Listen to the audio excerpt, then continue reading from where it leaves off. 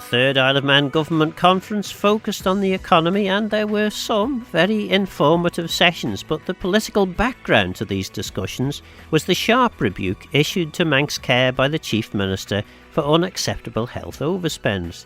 There was little clarity given as to how this issue will be addressed, and no opportunity to find out about Manx Care's successes in driving down waiting lists and improving services. Air and sea services, economic development, artificial intelligence and the biosphere were discussed, and we'll hear some of the conference day one highlights in today's show. But first, some of the key points delivered by the Chief Minister in his opening remarks. Your security and that of your families is of our highest priority. The threats are changing and we must not be complacent. We will keep investing to keep the island safe and secure. Alongside that, we are paying close attention to our immigration processes and migration policies, and a review of our immigration policy framework is already underway, including an assessment of how it aligns with the United Kingdom. The Island Plan sets out ambitious targets, including related to the identified need for targeted population growth, driven by increases in the economically active. But again, I emphasise this will not be at the expense of our security. We will be reporting in more detail and greater transparency on visa applications and where they are coming from. We will make sure that our processes, whether related to people coming here from inside or outside the common travel area, are robust in order that they cannot be exploited by those seeking to pursue profit at the expense of others. Later this month, we will publish the National Action Plan, which will set out how we are implementing the island's financial crime strategy. And in October, our first ever Countering Financial Crime conference will bring together a diverse group of experts, practitioners and policymakers. In June, in a statement to Tynwald, I set out the requirements for 3 core areas for government to focus on over the summer: travel costs and connectivity, taxation plans and government efficiency. I know, and I'm fully conscious, there are strong arguments that different, less aggressive pricing on the steam packet will benefit the economy, tourism, hospitality and society. The Council of Ministers agree fully that pricing needs to be addressed, which is why we opened discussions with the steam packet before the summer. I've been clear that we need a more detailed framework for the directors to operate within, which realistically offers fares and freight costs at best consumer value whenever possible, without disrupting the steam packet's ability to operate free from direct government subsidy. And so whilst I'm today unable to fully report what all the proposals will look like, and of course acknowledging the steps that were taken by the directors and the managing director yesterday, we are making progress, and I expect to give Tynwald and indeed you an update in October as to what that means. I know that last year's budget was difficult for many people and businesses, with the taxation increase for healthcare spending particularly to the fore. This, of course, is a similar story to the one laid out by Lord Darcy's report for the UK government only last week. It will not be a surprise to anyone that we are working in challenging circumstances, and although thankfully inflation has stabilised this year, government spending remains dominated in many ways by healthcare, as I have just alluded to. Last year, with the tax rise included, Manx Care received an additional £43 million in funding, conditional on its promise to stay within budget.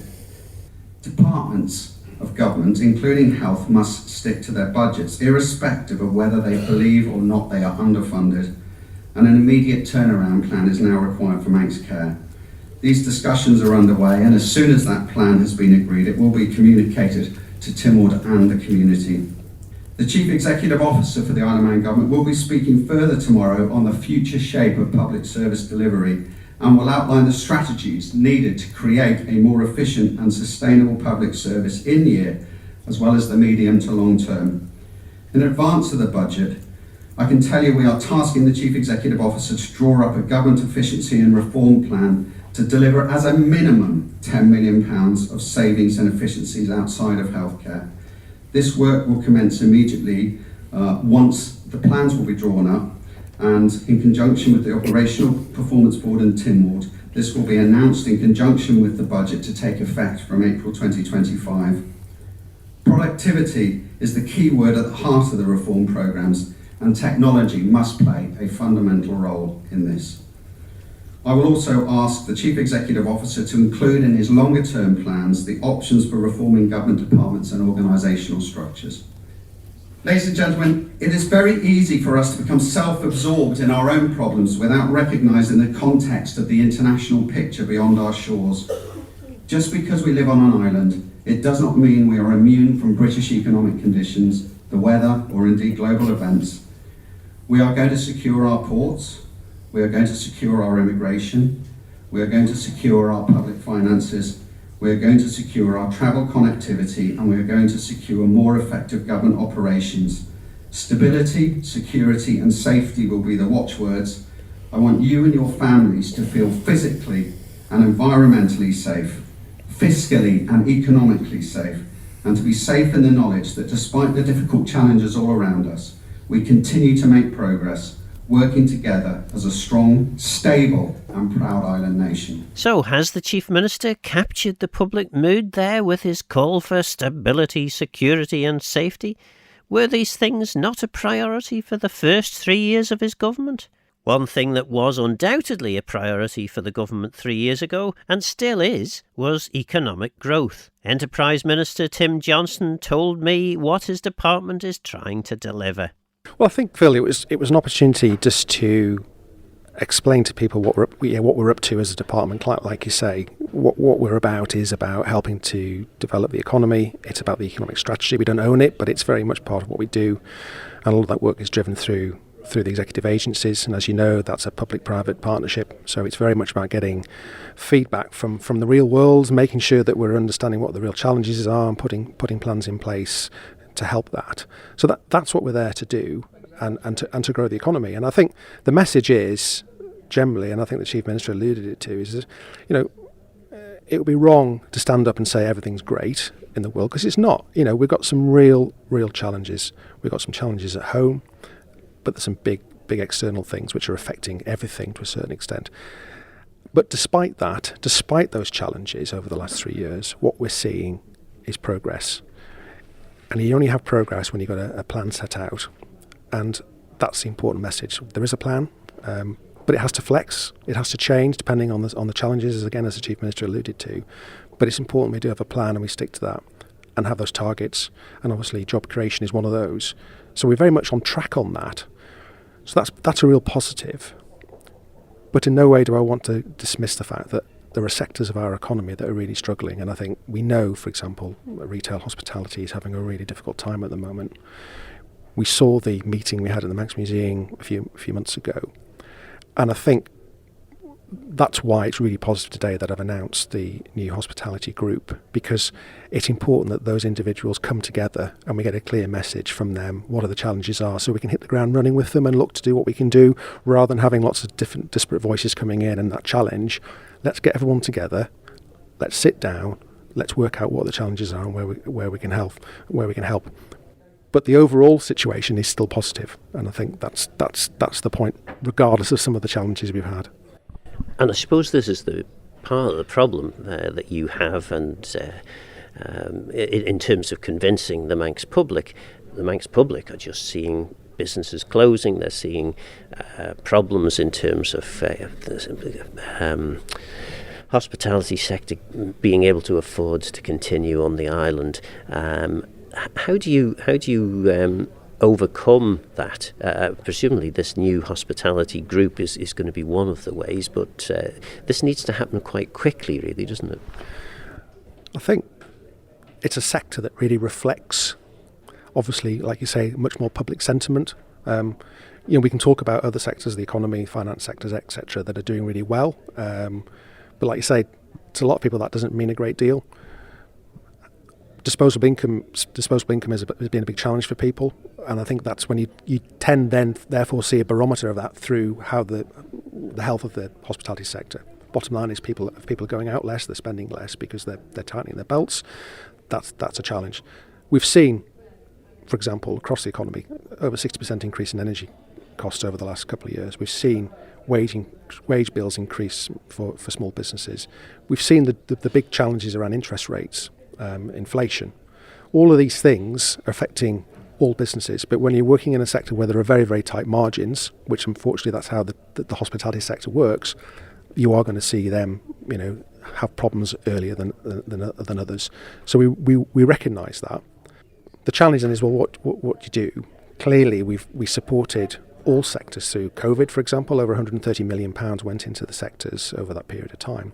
But we are back in an open economy now. So what we have to do is have a sustainable plan for the future of the hospitality sector. That's asking some difficult questions sometimes. That's businesses having to look in the mirror and ask themselves some difficult questions. It would be wrong for a government to turn around and say, "Oh, we're just going to throw money at the sector to keep it going." We need to, and that's why it's important to have that new hospitality group together, because you have those proper conversations about what are the challenges, how can government help, but there's a limit to what we can do. So we need to be targeted, and I think that's why the new local economy strategy, looking at where we can help support and understand where the issues are through this group, that's where you start to do things. Because it's in no one's interest for us to put sticking plasters into a situation that aren't sustainable, because those businesses will then just have the same problems further down the line, and that's no good for them, and it's no good for anybody. It's certainly no good for government either. So let's be honest. Let's have that open conversation. Let's recognise what the challenges are. Let's have those conversations and say, well, what can we do about that? Now, does that mean some businesses will not survive through this process? Certainly, yeah, that will be the case. But we're also seeing other businesses start up in that space. That's challenging for those individuals, but we've got to make sure that we're fair and sustainable. 16 years ago, the UK government effectively gave us a rather big shock in saying we're renegotiating the VAT deal, and actually you're going to be £200 million worse off as a result. The Chief Minister last week explained that the spending on health was unsustainable because we can't carry on throwing the money in that's been going in recent years at least. And part of the reason, I'm guessing, is that £200 million deficit really is still there. It's a large amount. I mean, it has gone down a little bit, but it's still a really significant problem. And your department really is tasked with the main bit of solving that problem, which is basically to grow the economy and to actually get the tax take significantly improved. When are we going to see that real improvements that we can then afford to carry to invest properly in all the various services that everyone on the island wants to be able to enjoy? I think there's two parts to that. There's the macroeconomic part, that is, we are where we are, and as far as where the global economy is at the moment, and the challenges that I've just been alluding to, and some of those costs and challenges that I think we're starting to see work through now. We're starting to see inflation falling, interest rates coming down slowly. That's a confidence boost, I think, going forward for the economy. My job, I think the Department for Enterprise's job, is recognising through the plan, and the Chief Minister talked about it again today, the importance of maintaining our working age population. Because ultimately, as an island, a lot of our revenue comes from income tax. We have to recognise we've got an ageing population. We mustn't see our working age group decrease. It's important that we maintain and build it, and that's the whole point of having those 5,000 new people working in our economy. And that's not all about bringing people into the island. That's making sure that we're keeping our young people on the island, giving them the opportunities, but also recognising there are skills we need, and we need to bring people into our economy to maintain and grow our working age population. Otherwise, we're not going to be able to even touch the sides to be able to cover some of these challenging costs we're talking about. So from my point of view, I will always be talking about looking forward, pushing forward with the economy, and growing the economy. I appreciate sometimes people get frustrated with that. They think, well, hang on a minute, there's more important things to be done. But actually, no, this is really important, because this is very much the base of how we afford everything really going forward. So that's what my focus is on. That's what the department's focus is on. That's what the executive agency's focus is on, is making sure that we're growing our economy. That means diversifying it, new opportunities, new ideas. Because ultimately, this is about tax take and being able to pay for the public services that we all want to see. Part of the problem, though, that you're going to face is if we're going to get people to come to live and work on the Isle of Man, they will be expecting reasonable services. They will expect to see the infrastructure of the island properly maintained. They'll expect to have a good health service. They'll expect a good education service.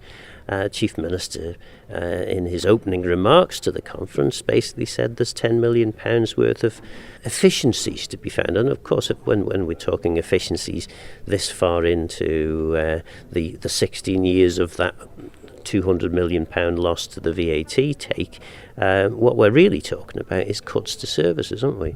And with that, how are you going to paint the picture of the Isle of Man as an attractive place to live and work when effectively government is looking to reduce services? It is an attractive place to come and live and work already. I think we have to recognise that we see that that's evidenced by the people who are coming to the island. I mean, one of the big challenges we've had at the moment in actually filling our vacancies, knowing that there's about 1,300 vacancies in our economy, is actually because the challenges in the immigration area are really, really tough at the moment. And that's because historically, I believe we had sort of 800 or 900 people potentially coming through that system to the island. That's gone up to 4,000 or 5,000. And that's partly because of Brexit and obviously the changes to the common travel area, but that's also because the Isle of Man is somewhere where people want to come. The Chief Minister talked about the importance of security, and that's really, we're the safest place in the British Isles. There are lots of reasons why people want to come to the Isle of Man. So I think we mustn't be negative about what we've already got. We need to be more positive. If I take, for example, look at the visitor surveys, over 98% satisfaction rate when people come to the island on holiday. So, but we have a local perception slightly different, and I get that. So that I'm not being complacent. That there are things we need to do to improve, but ultimately that is why, for example, we have work going on with the Manx Development Corporation, with the Island Infrastructure Scheme, because one of the things people say to us is, quite rightly, well, hang on, if we are going to have an increasing population, what about the services? And absolutely, we need to make sure that we are in lockstep, in parallel, investing in public services to make sure we've got the things that people want. But I don't think we should also talk down what we've got, because actually we've got a very good education system. We've got some big challenges in the health service, we know that, but we've seen some real improvement since post-COVID. Obviously, that's been really challenging. We've seen the investment that's gone in, reducing waiting lists. Still plenty to do. No one's not saying that, but we do have a lot to be proud of on the island. But I'm not complacent in saying that, of course, there's more needs to be done.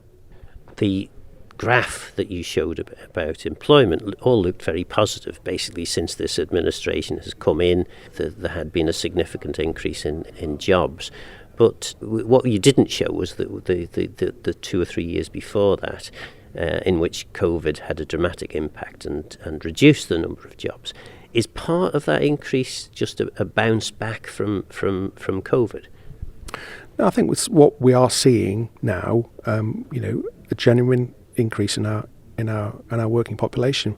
We've seen since 2021 our overall population increase by nearly 500.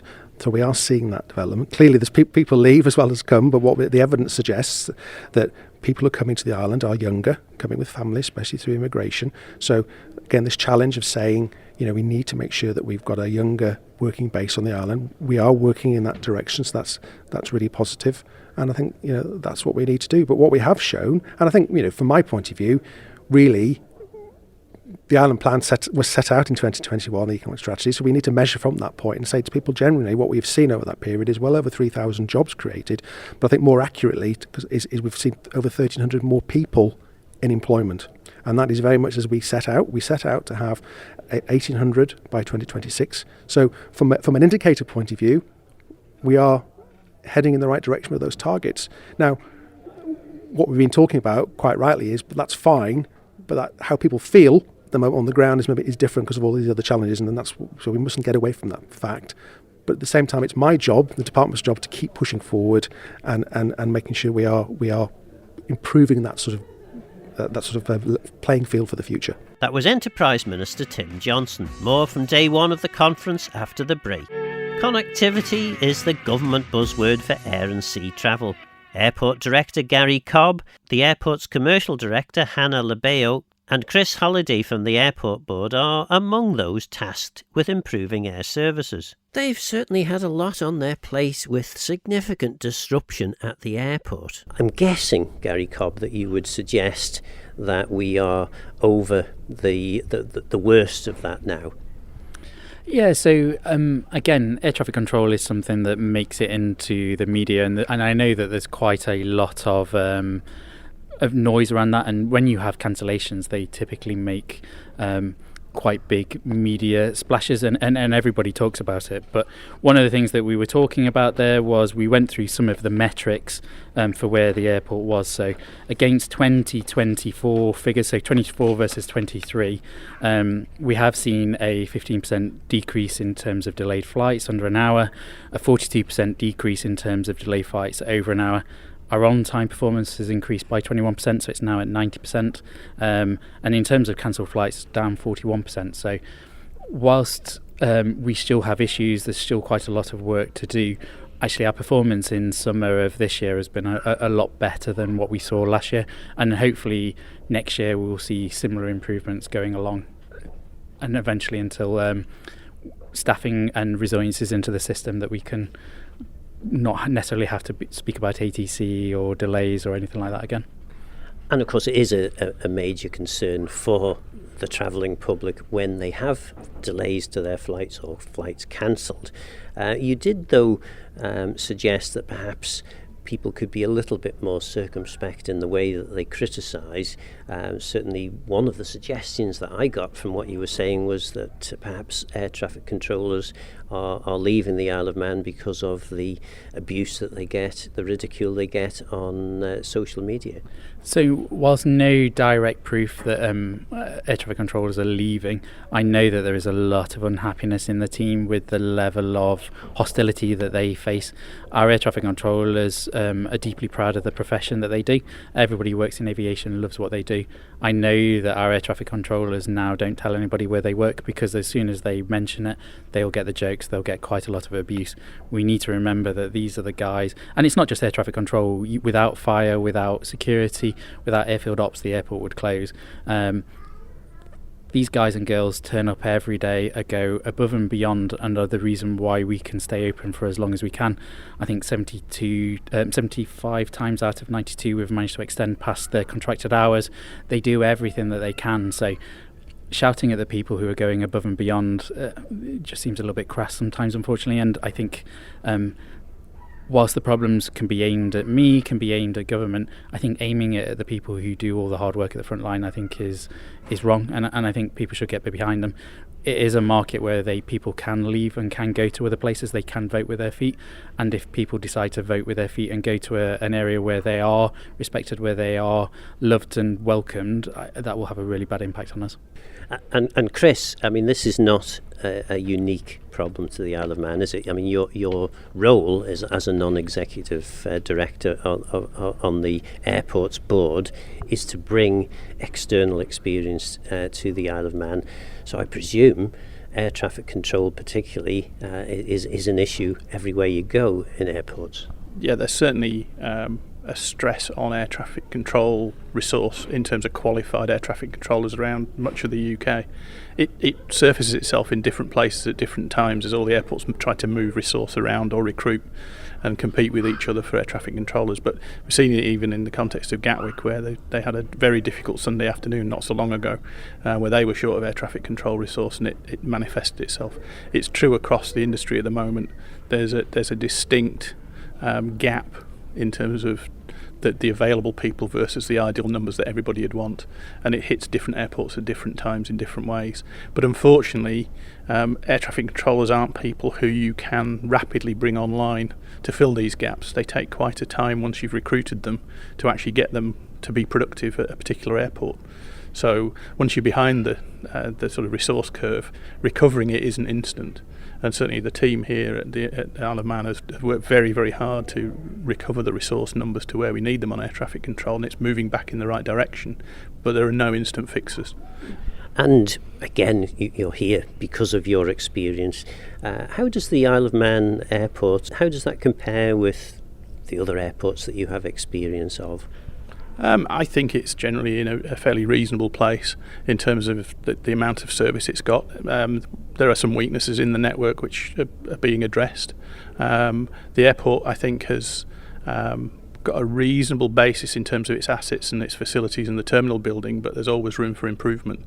What needs to happen, I think, compared to what I've seen elsewhere, is most airports work against a 5 or a 10-year investment plan to look after their assets and make enhancements, and we don't have that yet here at Ronaldsway, and that's something that needs to be addressed going forward. Hannah, I mean, you're tasked with growing the number of routes and hopefully the number of passengers using these routes. What are there any exciting new announcements in terms of new routes? Are we likely to hear a result for the Belfast route? Where are we at? Yeah, I think it's really important to note that with routes, it's not actually the airport that decides what routes we do, it's the airlines that decide. We obviously will influence and we'll try and do our best and work with the Department for Enterprise to get the best routes available for the island and for the visitors to the island. However, ultimately it is the airlines that decide, and they decide on the bottom line. So with Belfast, just the load factors or the ticket pricing wasn't there for them, so unfortunately EasyJet have pulled from it. We are hopeful that we'll get another airline on it. We're in talks with another airline at the moment, and it's just watch the space for this, but sadly over the winter we won't have a Belfast route.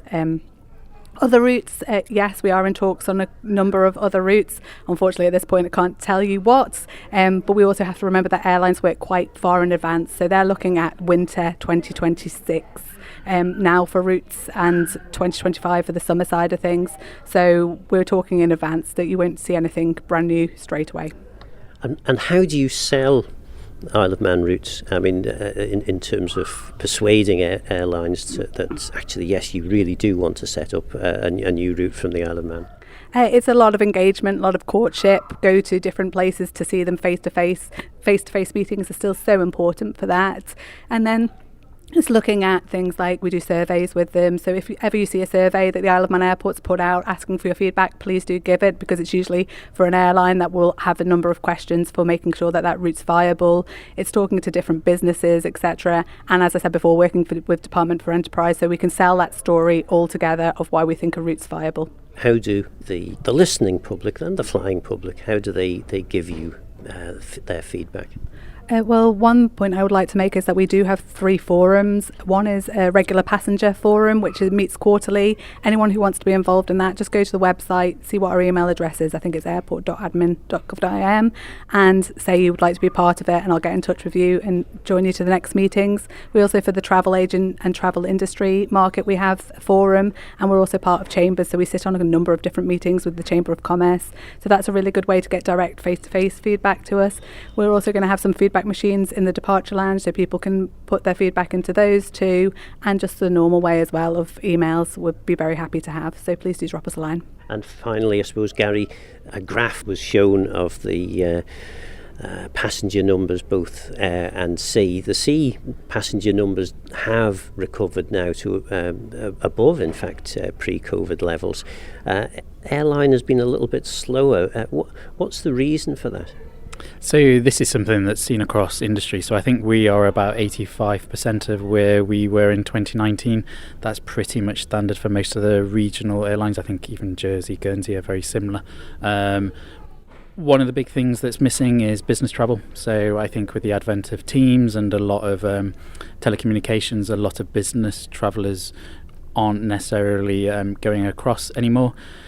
Other bits is aviation has, since COVID, has taken quite a bit of a hit. A lot of good people got made redundant, and aviation has come back far quicker than was ever predicted after COVID, which has put quite a lot of stress on the system. So there is a nervousness, unfortunately, with the public in terms of flying, of, am I going to see delays in Gatwick, Isle of Man? And so some of it is just getting that confidence in air travel back. Perversely, you need to have that confidence in air travel for the airlines to put on the seats, and then for them to sell the seats, and then more routes to come on.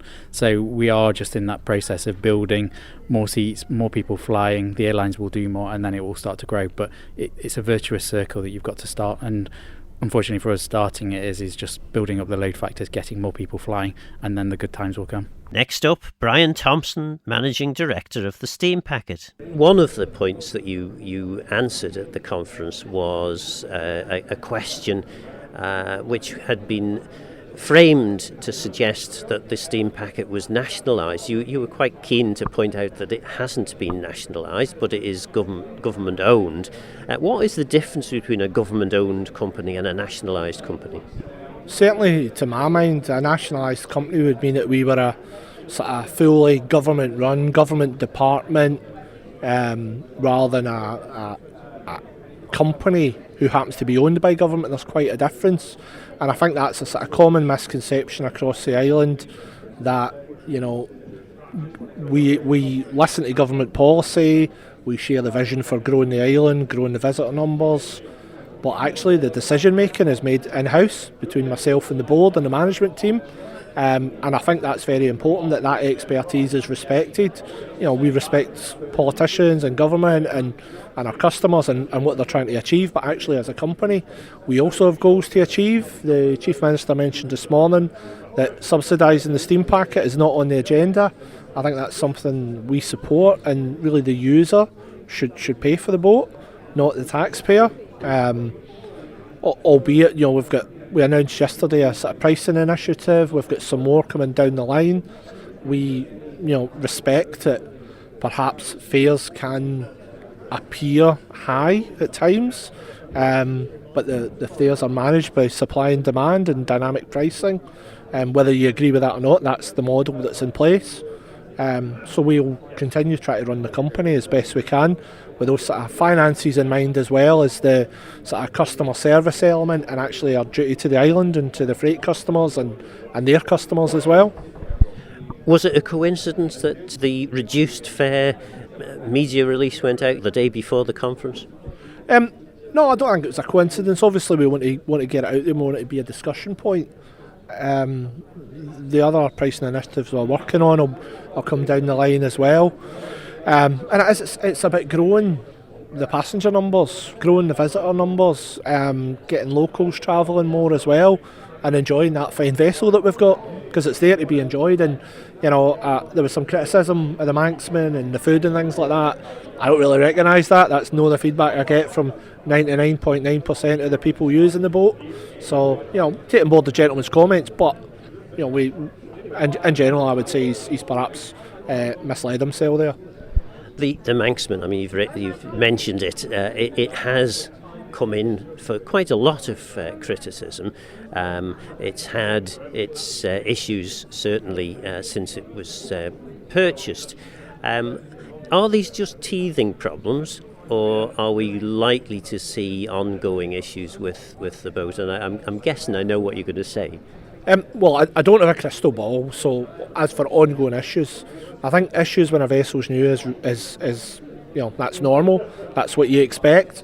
I think in reality, for me as a former shipbuilder, I think we've had very few issues. I think perhaps our perception and expectations of a new ship are that of a new car, but a car's built on a production line, and about, you know, 1 million of them has been built before. This is a bespoke ship for the Isle of Man, for the Steam Packet. So you are going to have issues that need sorting out. I think if people can cast their mind back to when the Ben McCree came in, she had much more issues than the Manxman has, and she came good in the end. And you know, that's certainly my hope and plan for the future of the Manxman. I suppose the part of the criticism would be that, you know, you knew exactly what you were going to have to service in terms of ports, in terms of passengers, and you know, many people find it difficult, for example, to be told, oh well, we've got a problem with Heysham because it's quite a narrow port. Well, you knew that when the boat was built. Well, I'm glad you've asked that, because if you look at the Sea Services Agreement, which is the contract between the government and the Steam Packet for providing the sea service, those are actually built into the contract. We need to have X amount more passengers, X amount more freight space, and you can only have those things with a bigger ship. So, you know, nobody's to blame. That's part of the ambition for the island to grow. So we accepted that, and this is the vessel we've got. Probably if we had another port where we could have longer vessels, then the windage wouldn't have been so much. And there's all sorts of but ifs and maybes. But I think the island definitely suffers for that sort of nostalgia bias where we believe everything was better yesterday. I don't believe it was. I've been on the island 10 years. I think we're moving in the right direction, certainly at the steam packet. A question a lot of people are asking is the Manxman capable of sailing in the same sorts of conditions, for example, as the Ben Macree? Is that the case, or are there more restrictions on the Manxman? So the answer to that is no, there isn't more restrictions. The Manxman's a very capable vessel. Anybody who's been on the Manxman in any bad weather will feel the difference. She doesn't roll half as much as the Ben Macree does. Ben Macree's been a fine vessel for the company and for the island over the years, and she's still there as the backup vessel, and we'll hope to get more out of her as long as we own her. So no, I think that's a kind of false narrative that the Manxman's no fit for purpose. The other thing that you did sort of hint at is that perhaps the Manannan is becoming less fit for purpose. It's I think you had a quiz. How old is the Manannan? 26 years, I think, was the answer. Steam packet, are the steam packet actively looking to replace the Manannan? Again, that's something else that's in the sea services agreement, and we're talking to DOI about what that looks like going forward. But I think she does need replacing. She will do. So that is something we need to seriously consider and come up with a plan. Do we have another high-speed craft like Manannan, or do we look at something else? And of course, in terms of statistics, I mean, we saw statistics in relation to air travel, sea travel. Considering the fact that we had the hiatus with COVID, has recovered remarkably well. Yeah, I mean, I was really lucky to come in just at the tail end of COVID, joined the company in 2021. So, we really have turned around. But I think people are preferring to travel in that way. On the boat, you've got much more space. You can walk around, you can buy a drink, you can have a meal, you can go out in the open deck. You just don't really get that way flying. And then when you add in the sort of delays at either end of the airport, I think the boat becomes a better option. There has been, there certainly was on the questions from the floor at the conference, some criticism that perhaps you need to do more in relation to discussions with particularly people who want to export freight, export goods from the island.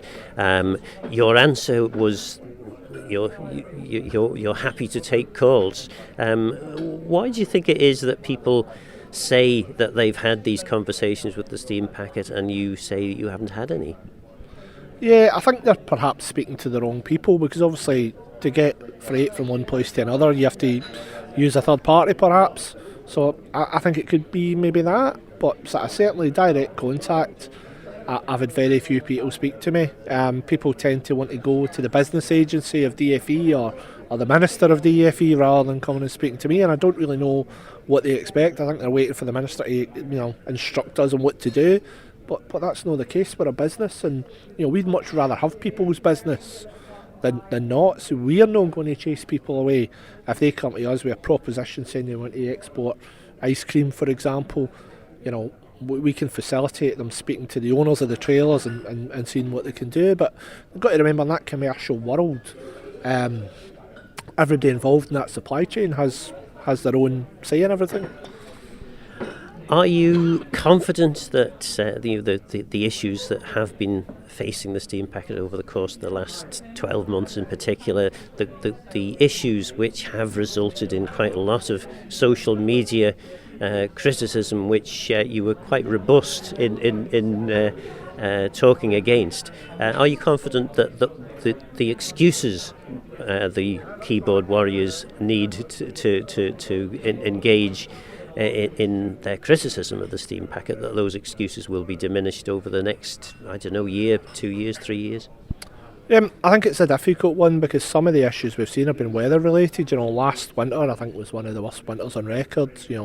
Double figures for named storms, and that's just no sustainable. And then that has a knock-on effect with things like dredging in Heysham as well, because the bad weather makes the silt build up more outside of the dredging programme. So I'm not making excuses, these are the reasons, if you like, and we're an island in the Irish Sea, we can't change that.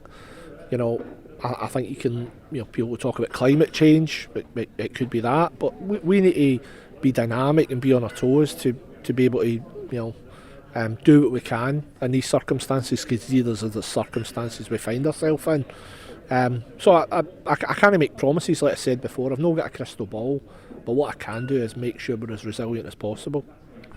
And there's a shiny new sea terminal in Liverpool. Are you looking forward to the steam packet engaging with passengers through that new terminal? Yeah, I think in terms of the customer experience coming through it, we can talk about the price all day, but that's that's not really something we can change by talking about. But I think certainly compared to the facility that we had before, it's like chalk and cheese. So I think that customer experience is getting better. I know there's been concerns about people finding it, about the journey time. It literally is a 5-10 minute walk from the old terminal, albeit that was a little bit out of town as well. It just depends on your sort of capacity for walking and whether you fancy that or not. I think it's a great new facility. It's great for the staff to use as well. And there is issues with that as well, sort of things that we could do better, we're learning. But again, it's staff who have been in the same building for 20 years moving to a full new facility with so much more space as well. So improvements can be made all along. I'm somebody who believes in continuous improvement. I don't think I ever want to personally rest on my laurels, and I certainly don't want MD in the company doing that. We always have to try and get better, learn lessons, and give the public the service that they deserve. And you mentioned their staff, so I suppose the final question, how are relations with the staff now? There have been some quite high profile disputes between the board and staff. What is the reason for that, and do you think you're now kind of overcoming those issues? Yeah, I think the relationship at the moment between management and staff is really, really good. We pull together in a crisis. We understand that our role, whether it's management, staff, shore staff, crew, is to serve the customer, and that sometimes gets lost in times of crisis, perhaps. But for us, we pull together, and I think we've done that recently when we've had incidents.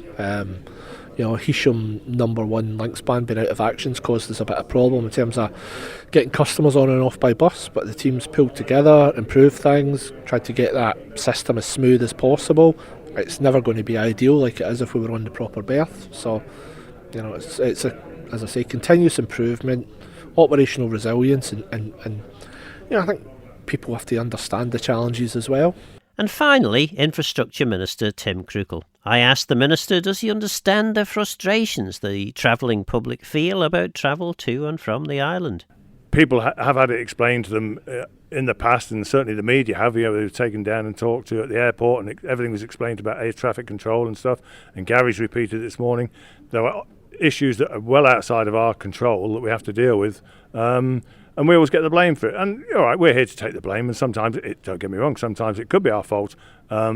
But, as I said again, we also need to make sure that we get the message out there as soon as possible. When there's something goes wrong, just let people know exactly, A, what's gone wrong, and then B, if you like, why it's gone wrong. And we can try and make amends and put it right. One of the concerns that Gary Cobb in particular was putting forward was the constant criticism and the ridiculing, perhaps, or mocking of air traffic controllers was resulting in some of the air traffic controllers actually saying, well, do you know what, I'll leave the island and I'll go somewhere else where I'm more anonymous and I can just get on with my life and not have all this constant barrage of abuse. Yeah, and you can understand that.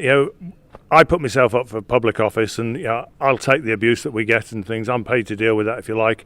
But people who are just trying to do their day job, and for no reason, they're lumped in as a group with air traffic controllers or other groups, and they get abused and things. And as I said, it's not always their fault. And as we've also heard this morning, it costs us about £100,000 to train somebody up for air traffic control.